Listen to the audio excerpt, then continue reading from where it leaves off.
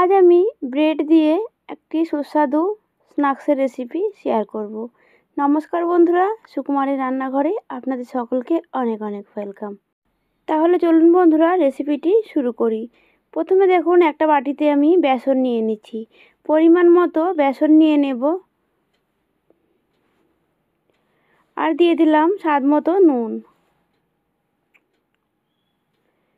দিয়ে দেব সাদা তিল 1 চামচ মতন আর দিয়ে দিলাম সামান্য পরিমাণে চিলি ফ্লেক্স। দিয়ে দিলাম সামান্য হলুদ গুঁড়ো আর লঙ্কার গুঁড়ো। সমস্ত উপকরণ শুকনো অবস্থায় ভালো করে মিশিয়ে নেব। মিশিয়ে নেওয়া হয়ে গেলে অল্প অল্প করে জল দিয়ে একটা ব্যাটার তৈরি করে নেব। ব্যাটারটা কিন্তু এখানে খুব ঘন হবে না, আবার খুব পাতলাও হবে না। ব্যাটারটা এখানে প্রায় রেডি করা হয়ে গেছে। এবার আমি কিছুটা ধনেপাতা কুচি দিয়ে দিলাম। আবারও খুব ভালো করে মিশিয়ে নেব। ব্যাটারের ঘনত্বটা আপনারা দেখে বুঝতেই পারলেন ঠিক কীরকম হয়েছে। এবার দেখুন এখানে আমি 3টে আলু সেদ্ধ নিয়েছি। একটা কাঁটা চামচ দিয়ে আলুগুলোকে খুব ভালো করে ভেঙে নিচ্ছি।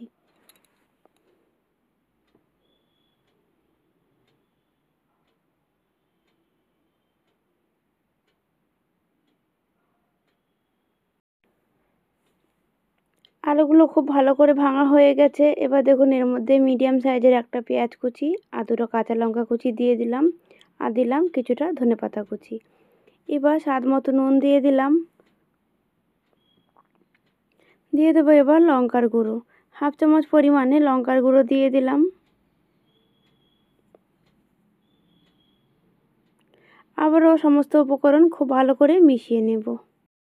আপনারা চাইলে কড়াইতেও পুরটা তৈরি করতে পারেন। আমি কিন্তু এটাকে রান্না করব না, কাঁচা অবস্থায় এটাকে পুর তৈরি করে নেব। পুরটা আমার এখানে তৈরি করা হয়ে গেছে। এবার দেখুন ব্রেড নিয়ে নেব। ব্রেডগুলো একটা বাটি দিয়ে আমি এভাবে কেটে নিচ্ছি। আপনারা যে কোনো ঢাকনা ইউজ করতে পারেন কাটার জন্য। দেখুন ব্রেডগুলো ঠিক এইভাবে গোল করে কেটে নেব।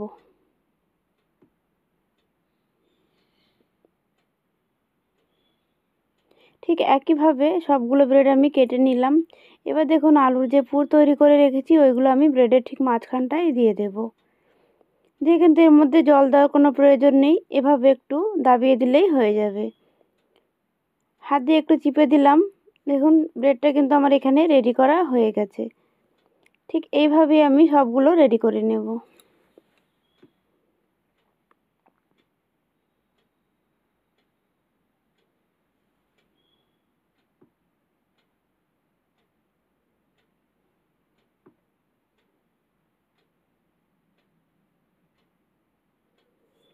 আরেকটা ব্রেড আমার এখানে তৈরি করা হয়ে গেছে।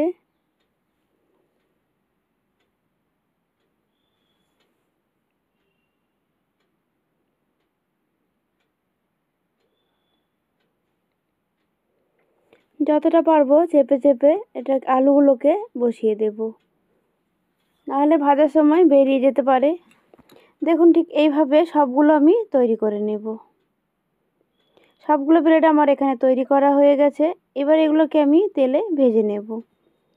আমি যে বেসনের ব্যাটার তৈরি করেছিলাম তার মধ্যে ডুবিয়ে এবার আমি তেলে দিয়ে দেব।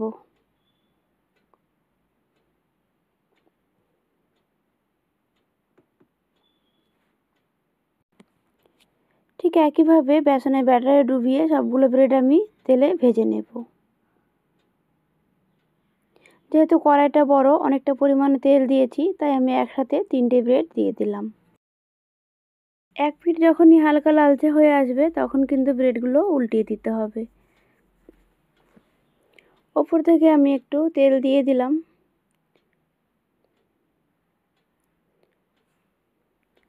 ওপর থেকে তেল দেওয়ার কারণে কিন্তু ওপরটা হালকা ভাজা হয়ে যায়। যখন আমি এটা উল্টাবো কড়াইতে কিন্তু বেসনের ব্যাটারটা চিপকে যাবে না।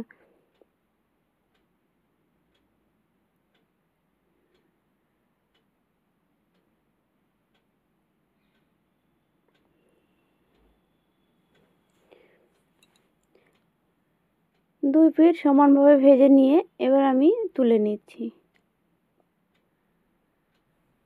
আপনারা দেখে বুঝতেই পারছেন কতটা লোভনীয় হয়েছে। বাকি সব ব্রেডগুলো একইভাবে ভেজে নেব।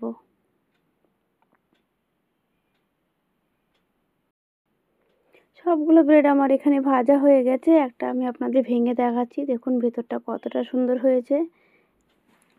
বন্ধুরা, আজকে আমার এই রেসিপিটি কেমন লাগলো অবশ্যই কমেন্টে জানাবেন। আর শুধুমাত্র ব্রেড আর আলু দিয়ে কিন্তু এত সুন্দর একটি স্ন্যাক্স রেসিপি আপনারা বাড়িতে তৈরি করতে পারেন। আশা করছি আপনাদেরও খুব ভালো লাগবে। তাহলে বন্ধুরা, আজকের জন্য এটুকুই। আবার আসবো অন্য কোনো দিন অন্য কোনো রেসিপি নিয়ে। ততক্ষণ আপনারা সকলে খুব ভালো থাকবেন। ধন্যবাদ।